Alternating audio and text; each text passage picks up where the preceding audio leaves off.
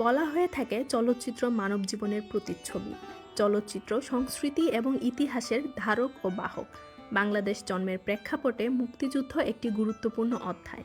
মহান একাত্তরের মুক্তিযুদ্ধ পরবর্তী সময়ে এদেশ পশ্চিম পাকিস্তানিদের হাত থেকে মুক্তি পাবার সেই গৌরবোজ্জ্বল ইতিহাস বারবার উঠে এসেছে সেলুলয়েডের ফিতায়। বাংলাদেশের স্বাধীনতার পরপর 1972 সাল থেকেই শুরু হয় মুক্তিযুদ্ধভিত্তিক চলচ্চিত্র নির্মাণ। এই বছরে বাংলাদেশের মুক্তিযুদ্ধভিত্তিক প্রথম পূর্ণদৈর্ঘ্য চলচ্চিত্র ওরা 11 জন।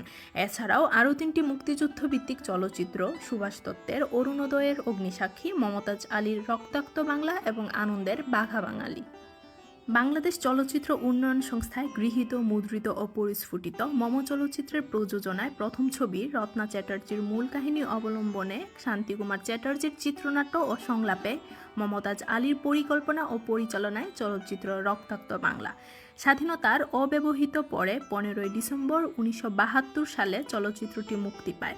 রক্তাক্ত বাংলায় বিশেষ সহকারী আহমদ নাসু এবং প্রধান সহকারী পরিচালনায় ছিলেন মোহাম্মদ সাইদ। নবারুণ ফিল্মসের পরিবেশনায় বাংলাদেশের মুক্তিযুদ্ধ বিষয়ক হাতে গোনা যে কয়টি চলচ্চিত্রে ওপার ও এপার বাংলার শিল্পীদের দেখা গেছে তার একটি হলো রক্তাক্ত বাংলা। চলচ্চিত্রটি শুরু হয় বাংলার গ্রামের শান্তিময় জীবনের দৃশ্য দিয়ে।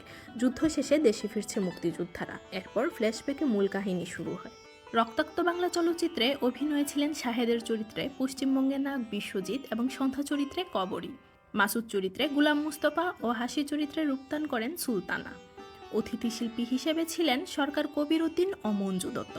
এছাড়া রুমি, হুদা, ঝর্ণা, সুষমা, ফরিদ, আহমদ শামসুল আলম, আব্দুল বারেক মজুমদার, সিন্টু, নুসু, লুকু, মিলন, রবিউল আলম সহ আরও অনেকে।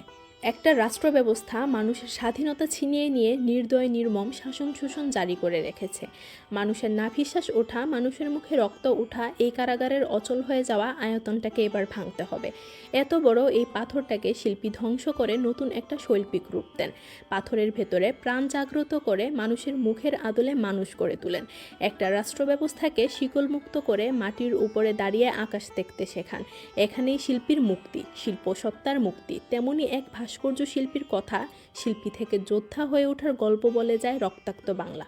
মুক্তিযুদ্ধের বীভৎস কালো দিনগুলো পেরিয়ে একটা ইতিবাচক ইঙ্গিতপূর্ণ স্বপ্নের বুননে এই চলচ্চিত্র শেষ হয়। শেষে লেখা থাকে, শেষ নয় শুরু। রক্তাক্ত বাংলায় রূপসজ্জায় শহীদ আলী, শিল্প নির্দেশনায় হাসান আলী, ব্যবস্থাপনায় বাচ্চু, শব্দগ্রহণে মোজাম্মেল হক, চিত্রগ্রহণে সাধন রায় ও এম.এ. মুবিন, সম্পাদনায় বুলবুল চৌধুরী সহ আরও নেপথ্য শিল্পীবৃন্দ। রক্তাক্ত বাংলা চলচ্চিত্রে আবহ সঙ্গীতে আলাউদ্দিন লিটল অর্কেস্ট্রা, কণ্ঠ দিয়েছেন লতা মঙ্গেশকর, মান্না দে ও সবিতা চৌধুরী। সঙ্গীত পরিচালনায় ছিলেন সলিল চৌধুরী। এ চলচ্চিত্রের দাদাভাই মূর্তি বানাও গানটি বেশ জনপ্রিয়তা পায়। 1971 সালের বাংলাদেশের স্বাধীনতা যুদ্ধ ও তৎপরবর্তী সামাজিক প্রেক্ষাপটকে ঘিরে নির্মিত চলচ্চিত্র রক্তাক্ত বাংলা। মুক্তিযুদ্ধের অন্য কয়েকটি চলচ্চিত্রের মতো এ চলচ্চিত্রেরও সংলাপ ও চিত্রনাট্য দুর্বল। তবে যুদ্ধদিনের চলচ্চিত্রের আলাদা আবেদন অবশ্যই আছে। সেদিক থেকে দেখলে এ ছবিগুলো ইতিহাসের দলিল। রক্তাক্ত বাংলা আমাদের মহান মুক্তিযুদ্ধের সেই উত্তাল দিনগুলোর স্মৃতিবাহী।